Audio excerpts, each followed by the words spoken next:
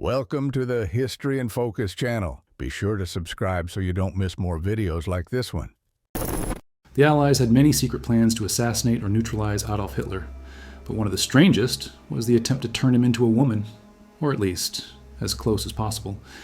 We are not talking about surgery or disguise. We are talking about hormones, specifically estrogen.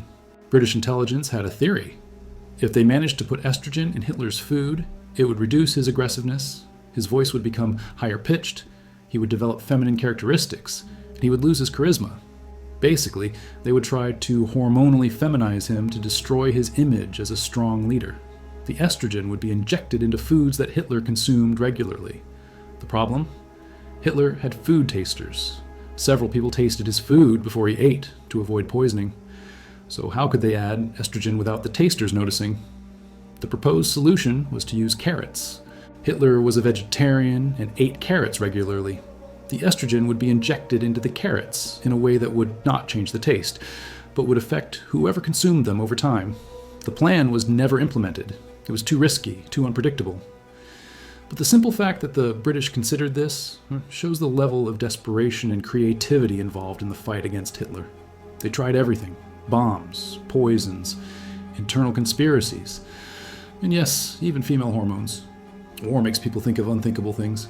German submarines sank because of the toilet. It sounds like a joke, but it is real history. Some German submarines sank because of the toilet.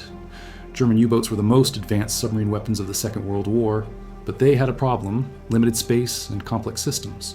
To save space, German engineers developed an extremely complicated high-pressure toilet. It worked with a series of valves and specific pressures to expel waste out of the submarine while it was submerged. But if you got the sequence wrong, the result was catastrophic. In April of 1945, the U-1206, a state-of-the-art German submarine, was patrolling the North Sea when the captain decided to use the toilet. He got the valve sequence wrong. Seawater began to gush into the submarine. The crew panicked. Worse still, the water reached the submarine's batteries, reacting with the acid and generating toxic chlorine gas.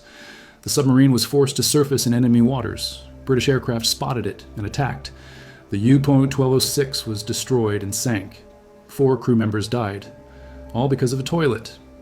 This story would be comical if it were not tragic. It is a reminder that in war, even the most mundane details can mean the difference between life and death. German technology was advanced, but it was also excessively complicated. And sometimes simplicity beats ingenuity. Operation Mincemeat used a corpse to deceive Hitler.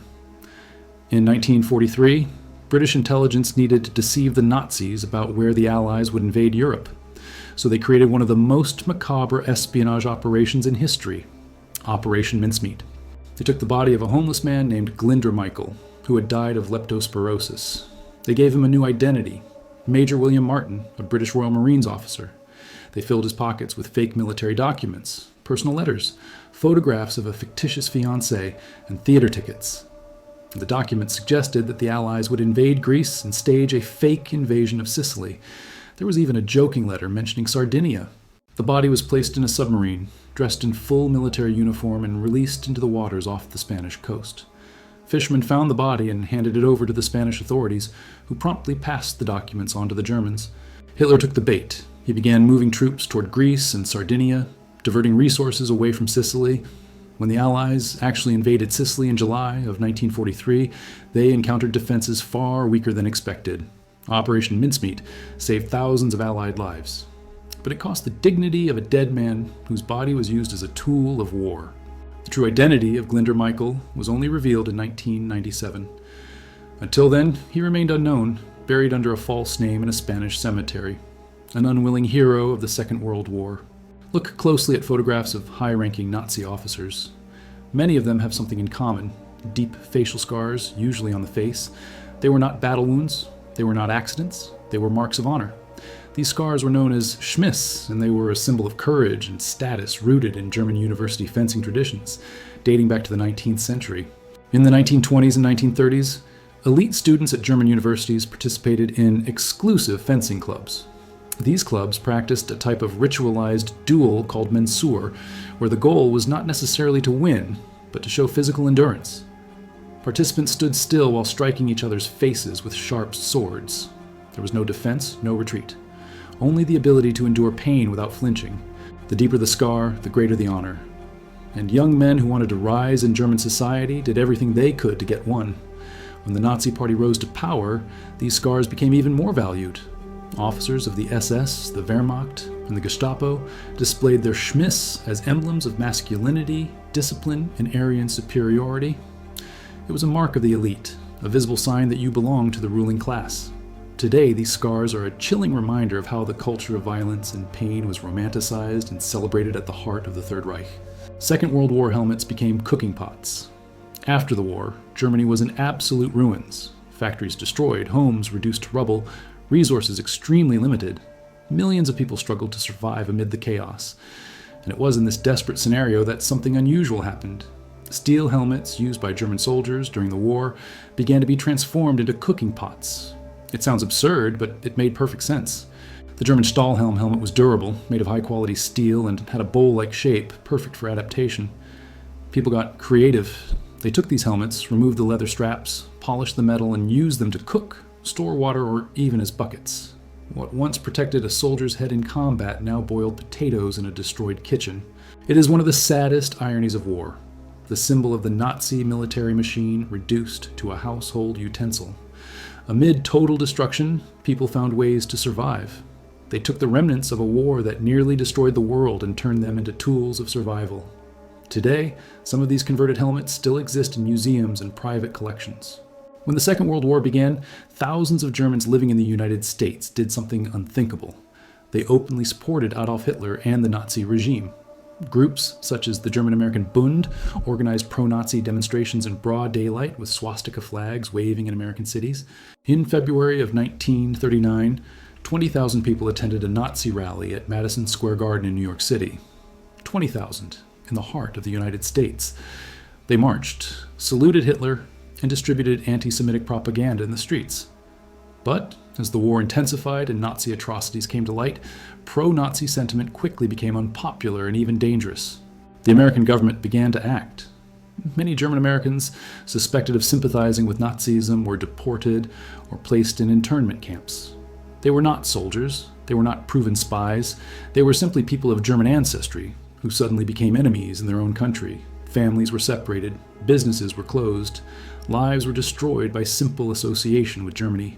Fear and paranoia took over, and while Japanese internment camps are widely known, few people talk about the Germans and Italians who were also imprisoned on American soil.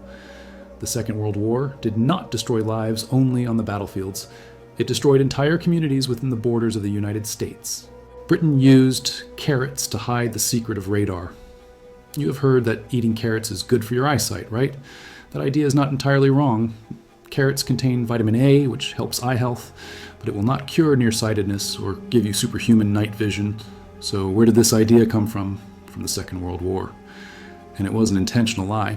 During the war, British pilots were shooting down German aircraft during nighttime air raids with surprising efficiency.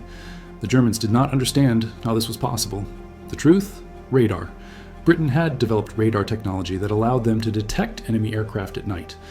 But they did not want the Germans to know this, so the British Air Ministry created a disinformation campaign. They issued press releases saying that British pilots were shooting down German aircraft because they ate a lot of carrots, which improved their night vision. British newspapers published stories about pilots who loved carrots. Propaganda posters encouraged Britons to grow carrots at home. It was all a smokescreen, and it worked. The Germans never discovered the radar until it was too late. Today, the myth that carrots give you supervision still persists, thanks to this British disinformation campaign. It is a fascinating example of how propaganda and strategic lying can shape beliefs for generations. Coca-Cola created Fanta in Nazi Germany. Yes, you heard that right. Fanta, that orange drink you find in any supermarket, was created in Nazi Germany. During the Second World War, the Allied trade blockade prevented Germany from importing the syrup needed to produce Coca-Cola. The German Coca-Cola subsidiary faced a dilemma: shut down or improvise. Max Keith, the manager of Coca-Cola Germany, chose to improvise. He created a new drink using what was available: fruit leftovers, remnants from cider production, and whey. The result was named Fanta, a shortening of fantasy. The drink became popular within Germany during the war, keeping the German subsidiary operating. After the war ended, Coca-Cola resumed control of the German operation and decided to keep Fanta. It was reformulated, sweetened, and eventually launched globally. Today, Fanta is sold in more than 180 countries and is one of the most recognized brands in the world. But few people know that its origins are directly linked to the Nazi regime. Not because Coca-Cola supported Hitler, but because a war forced an isolated subsidiary to be creative in order to survive. Every time you drink a Fanta, you are drinking an indirect legacy of the Second World War. What if Hitler did not die in 1945? This question haunted the world for decades. When the Soviets invaded Hitler's bunker in Berlin, they never displayed the body. Joseph Stalin, the Soviet leader, publicly expressed doubts about the Führer's death and ordered spies to be sent around the world to find him. If even Stalin was suspicious, why should we not be?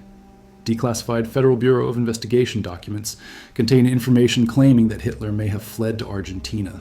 Reports of sightings, supposed photographs, witnesses who swore they had seen him in remote villages of Patagonia. But none of these reports were conclusively verified, and here is the detail that fuels the theories. Many high-ranking Nazis, such as Adolf Eichmann and Joseph Mengele, managed to escape to South America using clandestine routes known as rat lines. If war criminals of that magnitude managed to flee undetected for years, why could Hitler not have done the same? Argentina was a known refuge, a sanctuary for Nazi fugitives protected by local sympathizers. The official truth is clear. The body found by the Soviets was analyzed decades later, and DNA tests confirmed it was his. But the theories persist. Imagine an entire army made of lies. Inflatable tanks, wooden airplanes, fake radio transmissions, and recorded sounds of troops on the move. It sounds like a movie script, but it was real. During the Second World War, the Allies created a secret unit known as the Ghost Army, composed of artists, theater designers, sound engineers, and specialists in illusion. Their mission? To deceive the Germans about the real location of American troops. They set up fake military camps complete with inflatable tanks that looked real from a distance and from reconnaissance aircraft. They played recordings of tank engines, marching troops, and moving vehicles to create the illusion of large military movements. And they transmitted fake coded radio messages, knowing the Germans were intercepting them.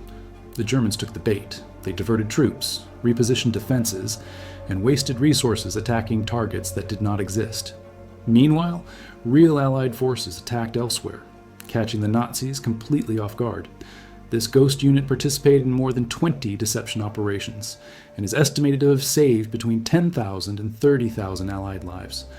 But for decades, the existence of the Ghost Army remained classified. The men who took part could not tell anyone what they had done. Today, they are recognized as heroes who won the war not with weapons, but with creativity and intelligence. Germany planned to bomb New York. The idea seemed impossible, bombing the United States directly from Europe. But the Nazis took it seriously.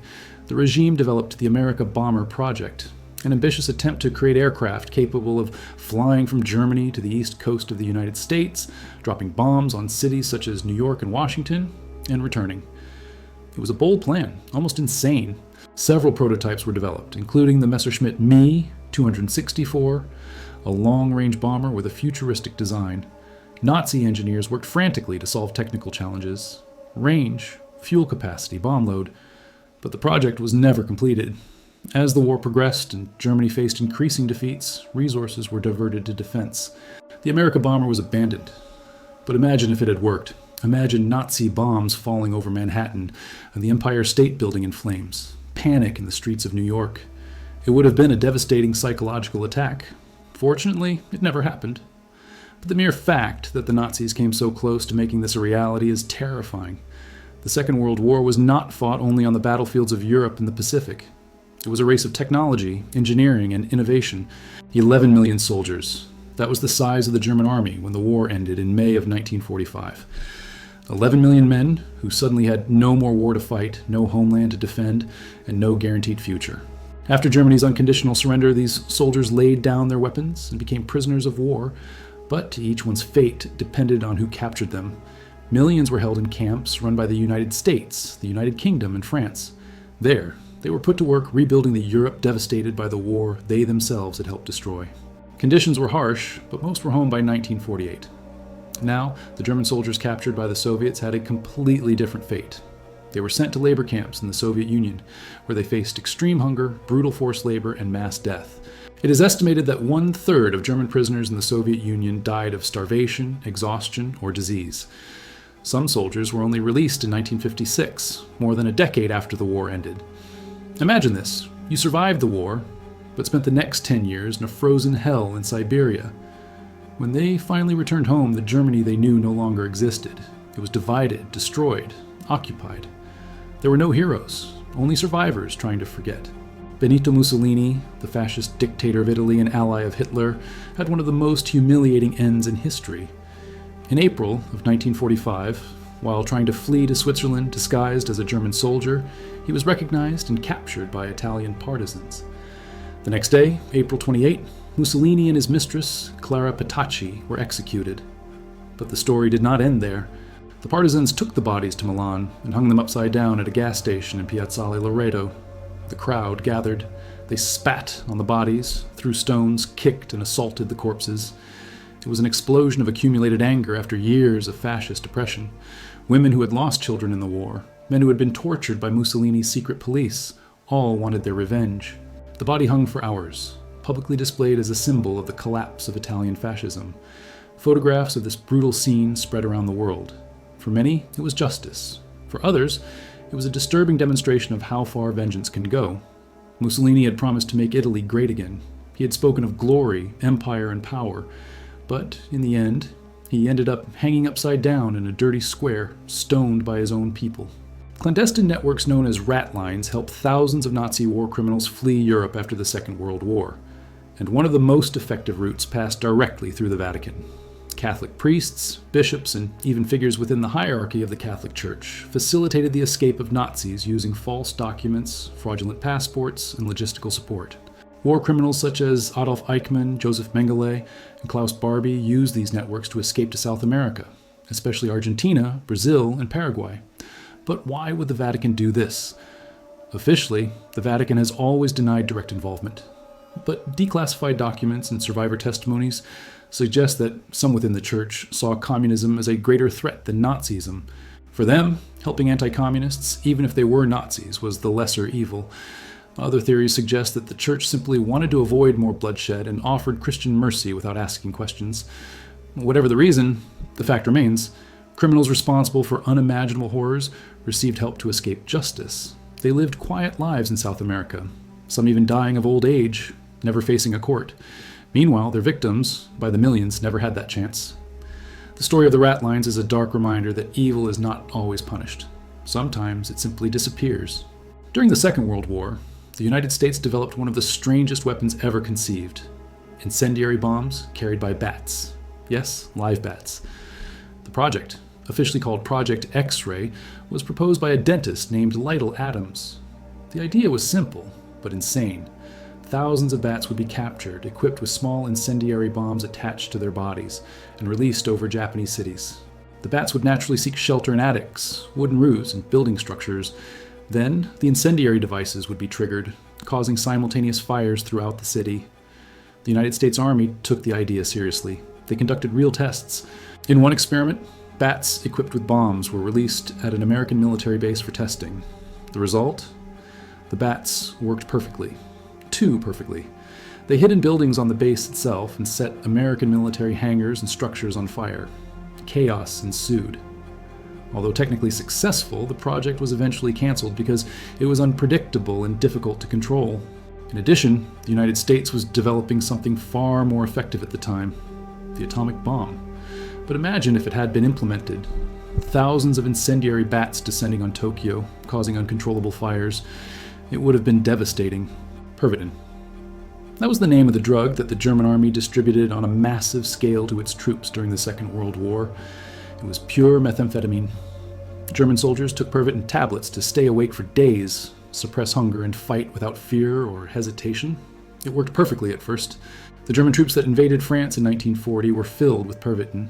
They marched without stopping, fought without sleeping, and advanced at a speed that shocked the Allies. The Blitzkrieg, the famous German Lightning War, was fueled not only by tanks, but by methamphetamine.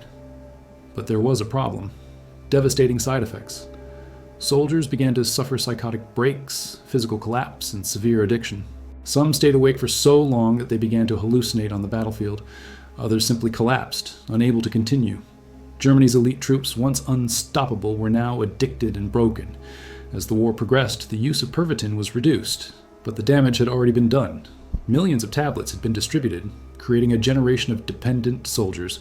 After the war, methamphetamine continued to be a problem in Germany, with thousands of veterans still addicted. Today, Pervitin is remembered as one of the darkest pharmaceutical experiments in military history. The Nazis tried to create super soldiers. What they created were addicted zombies marching toward death. Winston Churchill was a beloved war hero, a symbol of British resistance against Nazism. But just months after victory in Europe, he was fired. In July of 1945, while attending the historic Potsdam Conference in Germany, where Allied leaders discussed the future of the post-war world, Churchill received shocking news. He had lost the British general election. The British people, even recognizing his role in victory, voted for the Labour Party. They wanted change. They wanted social reforms, public health care, and economic reconstruction. Churchill represented war. Clement Attlee represented peace. Churchill was forced to leave Potsdam in the middle of the conference. He returned home politically defeated, replaced by Attlee at the negotiating table with Stalin and Truman. It was humiliating. Imagine this. You just helped win the greatest war in history, and your own people fire you. Churchill was devastated. He later called it ingratitude. But democracy does not care about feelings. The British people wanted to move forward, and Churchill represented the past. He would return to power years later, but that moment in 1945 was brutal. It is a reminder that in politics, no matter how much you have done, the electorate can always decide that your time is over. Churchill saved Britain from the Nazis. But even that was not enough to keep him in power. Adolf Hitler may have died in 1945, but his family survived. And what happened to them is a story of shame, concealment, and desperate attempts to disappear. His sister, Paula Hitler, lived quietly under the false name Paula Wolf. She was briefly detained by American forces after the war and then released.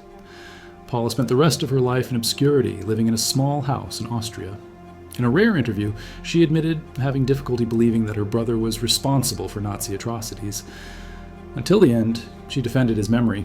Hitler's half-nephew, Heinz Hitler, served in the Luftwaffe during the war. He was captured by the Soviets and died in a prison camp. But his brother, William Patrick Hitler, did something surprising. He moved to the United States before the war and even served in the United States Navy, fighting against his own uncle. After the war, William changed his last name to Stuart Houston, trying to erase any connection to Adolf. He lived a quiet life in New York until he died in 1987. And here is the most disturbing detail. William's descendants made a secret pact. They decided never to have children, to ensure that the Hitler bloodline would end with them. It was a conscious effort to erase the Hitler name from history. The Nazis stole the Mona Lisa and almost blew it up. Adolf Hitler was an art fanatic. He dreamed of creating the greatest museum in the world in his hometown of Linz, Austria, filled with the most valuable works of art in Europe. To achieve this dream, the Nazis looted museums, galleries, and private collections throughout occupied Europe. And one of the works they most wanted was the Mona Lisa. According to recently discovered reports, the Nazis stole the painting from the Louvre Museum in Paris. But before Hitler could take it to Linz, the war turned against Germany. As the Allies approached, the Nazis hid the Mona Lisa, along with thousands of other priceless works of art, deep inside an old salt mine in the Austrian Alps.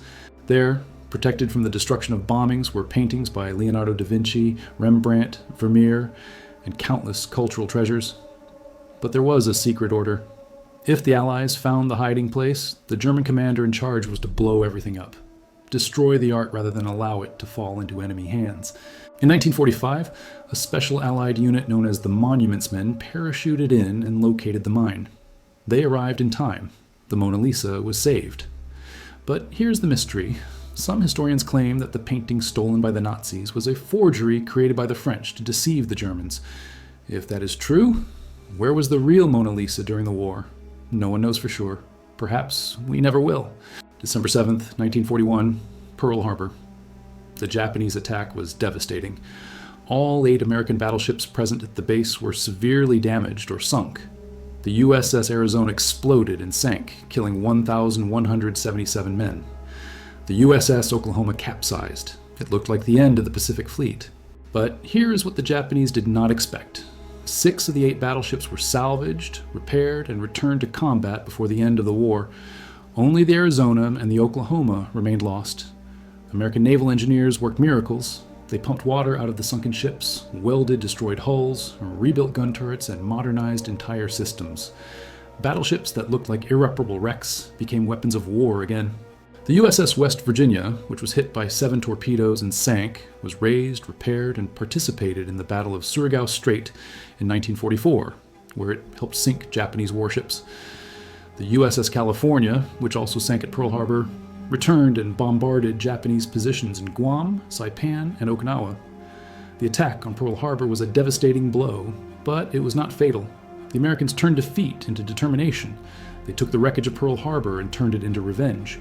10 months after D-Day, everything collapsed at once. On April 28, 1945, Benito Mussolini, the fascist dictator of Italy, was captured and executed by Italian partisans. Just 2 days later, on April 30th, Adolf Hitler died in his bunker in Berlin. His wife, Eva Braun, died beside him. Their bodies were burned in a bomb crater. A few days later, on May 8, 1945, Germany surrendered unconditionally. The war in Europe was over, but Japan was still fighting. 3 months later, in August, the United States dropped atomic bombs on Hiroshima and Nagasaki. Emperor Hirohito announced the surrender on August 15th. The Second World War was over. The 3 main Axis powers, Germany, Italy, and Japan, fell within a matter of months. After 6 years of war that killed more than 70 million people, everything collapsed like dominoes. The world would never be the same. The ashes of war would give rise to the Cold War, the division of Germany, the creation of the United Nations, and decades of global trauma. May of 1945 marked the end of one era, but the beginning of another.